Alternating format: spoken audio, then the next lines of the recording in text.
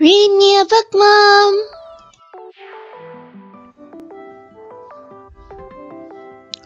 The Best Loved Doll, written by Rebecca Caudill, illustrated by Elliot Gilbert.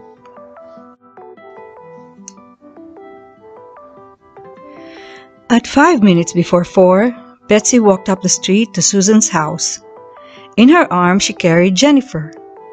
Jennifer still wore her faded blue dress, but it had been washed and ironed.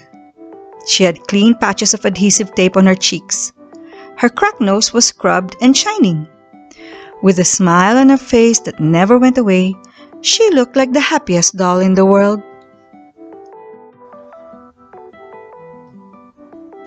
11 guests came to Susan's party. Each of them brought a doll. Susan, too, brought a doll. There was one old doll at the party. There were 7 beautifully dressed dolls.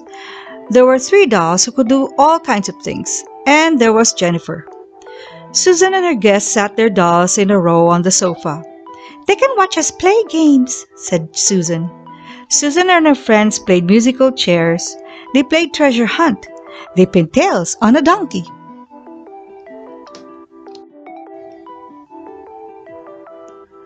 "Now it's time for the prizes," said Susan's mother. She laid 3 packages on the table. They were wrapped in pink paper and tied with blue ribbons. Beside them, she set a small basket. Susan and her guests took their dolls from the sofa, the old one, the beautifully dressed ones, those who could do all kinds of things, and Jennifer. The girls sat on the floor in a circle. They laid their dolls in their arms and waited.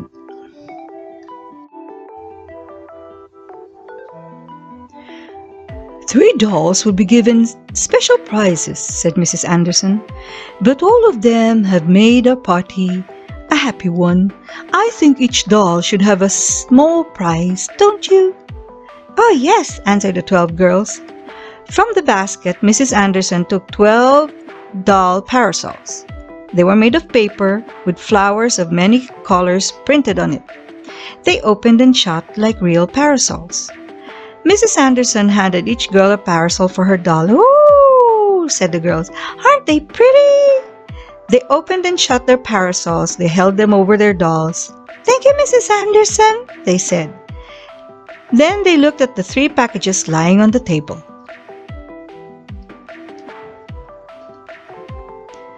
"Since only Anne has brought an old doll," said Mrs. Anderson, "her doll wins the prize as the oldest doll." She took Anne's doll and held it up for all to see. Anne's doll was not nearly as old as Melissa. She was only 70 years old. Anne opened the package Mrs. Anderson handed her. It was a Japanese doll wearing a gay flowered kimono with a bright orange-colored obi around her waist. "Ah," sighed the guest. "Isn't she pretty?" "Thank you, Mrs. Anderson," said Anne. "Thank you very much." 2 packages were now left on the table.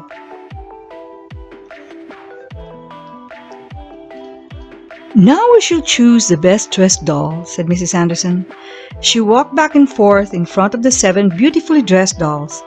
The 7 girls held up their dolls so Mrs. Anderson could see how well dressed they were. They watched Mrs. Anderson closely. Betsy watched Mrs. Anderson for a minute. Then she looked at Jennifer. She kissed Jennifer on the nose. Jennifer smiled at her. "Laura," said Mrs. Anderson, "your doll wins the prize as the best dressed doll." Laura's doll was indeed well dressed, but she wasn't so beautifully dressed as Belinda. Her clothes had been bought at the store. None of them had been sewn by hand. Laura opened the package.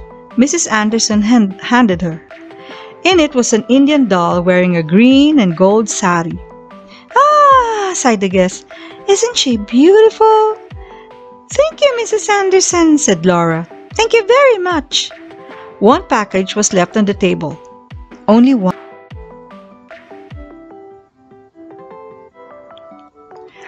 "We have 3 dolls who can do things," said Mrs. Anderson.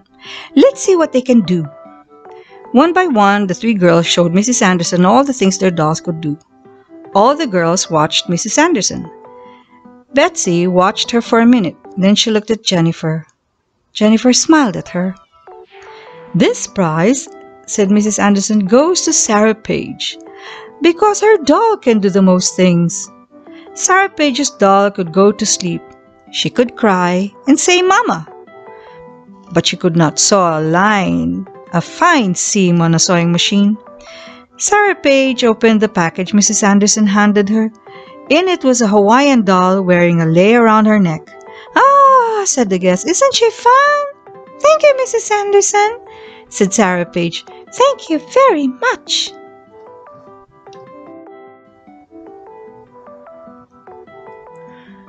Mrs. Anderson looked at the dolls once more. She looked at Aunt's old doll. She looked at the 7 beautifully dressed dolls, and the 3 dolls who could do all kinds of things. She looked at Jennifer. Mrs. Anderson looked the longest at Jennifer. Jennifer smiled at her. "There will be one more prize," said Mrs. Anderson. "Another prize?" said Susan. "What for?" "For something important," said Mrs. Anderson. "Something I didn't think of before."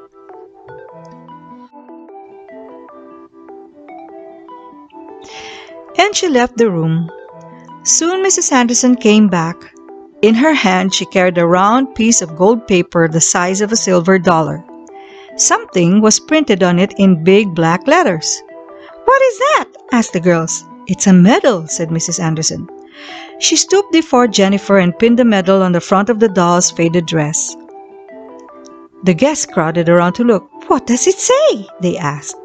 "It says, 'The best loved doll,'" said Mrs. Anderson. "Ah," sighed Nancy. "Just like my Amy. I almost brought Amy to the party." Betsy kissed Jennifer on the nose again loudly. "Oh, Mrs. Anderson," she said, "thank you. Thank you very much." "Don't you want to thank Mrs. Anderson?" she said to Jennifer. Jennifer smiled at Mrs. Anderson. As Betsy tilted the doll, she winked her left eye.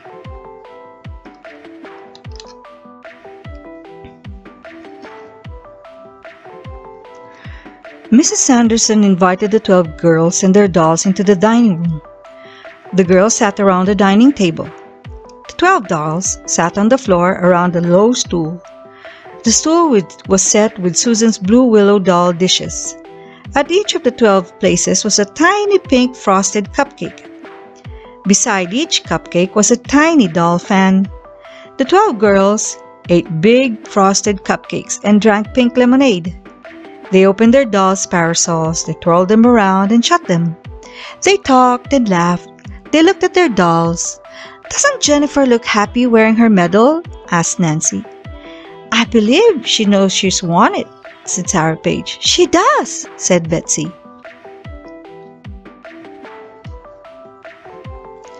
At last the girls gathered their dolls in their arms. They took the parasols and the doll cupcakes and the doll fans and started home. "Goodbye, Susan," they said. "Goodbye, Mrs. Anderson. Thank you for the party." And away they went along the street, some one way, some another. Down the street went Betsy, walking between Sarah Page and Laura. She held Jennifer proudly in her left arm. In her right hand she carried Jennifer's parasol, her fan, and her cupcake. Jennifer's medal shone brightly in the late afternoon sun. The 3 girls reached Betsy's house. Betsy laid Jennifer on the doorstep. Then she walked to the corner with Laura and Sarah Page. "I wish you'd hurry," said Jennifer. "I have so much to tell Melissa and Belinda and Mary Jane." Quietly she lay waiting, and at last she heard Betsy calling goodbye to Laura and Sarah Page.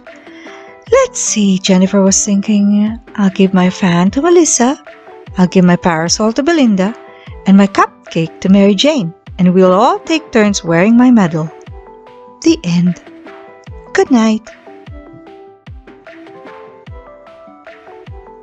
About the author and artist. Rebecca Caudill was born in Harlan County, Kentucky.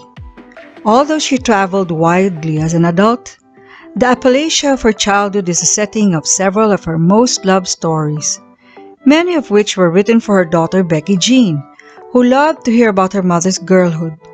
In The Best Loved Doll, Rebecca Caudill tells the story exactly as it happened. A keen observer of details, she watched as her daughter took her shabby but much loved doll to a party, and a sensitive mother awarded her a medal. The author of 21 books and several magazine articles, Rebecca Caudill passed away in 1985. When Elliot Gilbert did the illustrations for the Best Loved Doll, he wanted the art to reflect the timelessness of the story, so he worked to achieve a period look that was both classic and feminine. The fluid lines and lavender wash of the illustrations combined to create the impression of an era, which even in 1962 had passed. Elliot Gilbert has been the art director of an advertising agency and the head of his own design firm.